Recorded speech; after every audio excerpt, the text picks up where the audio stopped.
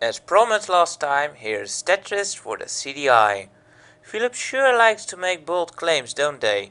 Just look at the cover of Tetris. The classic becomes a legend in CDI.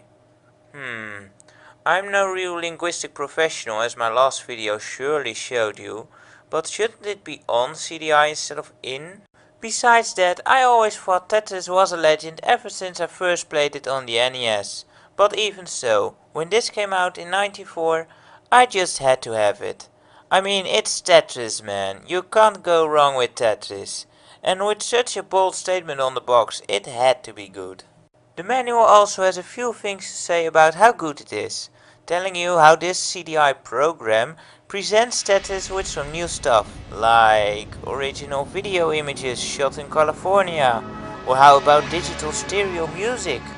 But it ensures us that the game retains its speed and challenge like we know it. When you start the game, you get in the menu, which is pretty basic, but all the options are there in one screen, which is handy.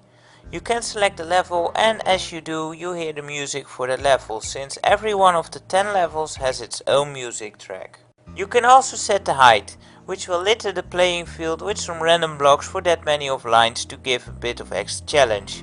To make the game even more challenging, you can turn off the next block, so you'll never know what's coming. Finally, we have a play button to start the game with the selected options, and a same button which will start the game with the same options as the last game. Since the game remembers the settings of the last game, I really don't see the point of this one, especially since all the options are in one screen. What's the point? Now, for those who have been laying under a rock for a while and have no idea what Tetris is, it's a logical puzzle game. In it, different shapes made up out of 4 blocks drop down, and it's your goal to place them in such a way so they form horizontal lines, which will then disappear. The more lines you clear with one drop, the more points you get. However, this difference is very minimal in this version of Tetris. You also score more points for making the blocks drop faster. When you start playing, you see those video images the manual was talking about actually being put to good use. Every level has a different video playing in the background that displays some nature. The video images look nice, although it's nothing special, but it's done without the use of the video cartridge. Now, there is the point whether this fits into a Tetris game or not. That's really a matter of opinion. I find it's not in the way of gameplay. It's actually pretty calming and it helps you concentrate more. And ain't nature beautiful? Hey, what the? Whose dog is running through my game? Funny fact, when people first noticed that dog, they thought it was only showing when you met certain criteria. They actually had a couple of strategies on how to get the dog.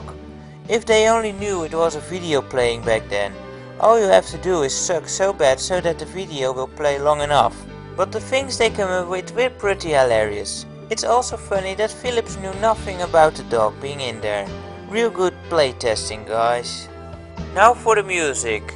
It's also really a matter of taste, and here I don't think it particularly fits the game too well, but I do think that the music itself is really nice and soothing.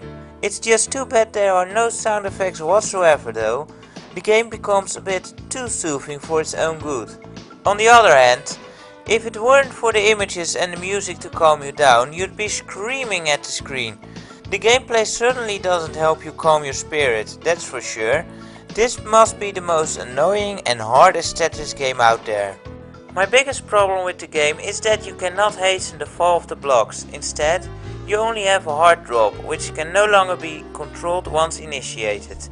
It's so annoying having to wait for a block to drop before you can shove it into its place at the lower levels.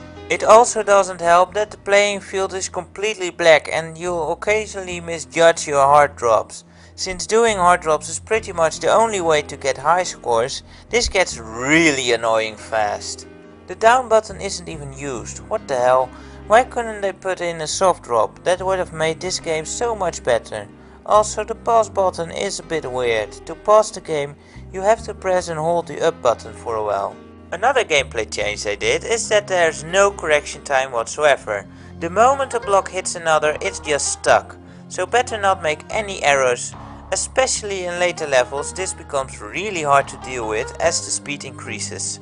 And the speed increases. Up until level 8 it's easy, but then you get to 9 and they just screw you over. Maybe they first planned on 15 levels or something and just decide to drop 9 to 14. I mean damn, level 9 is super fast all of a sudden. The controls itself in the game are just fine, although you can only rotate the blocks in one way, so that makes it a bit harder too, especially since blocks instantly glue to each other, as I mentioned before. Overall it's alright, it's no golden turd, but it's playable, especially if you like challenging Tetris or feel like meditating. This game might be for you, but it's certainly not the best Tetris version out there, not even close. I hope you enjoyed this episode. Well, I've got some organizing to do here, so I'll be off. Take care everyone, and until next time, goodbye.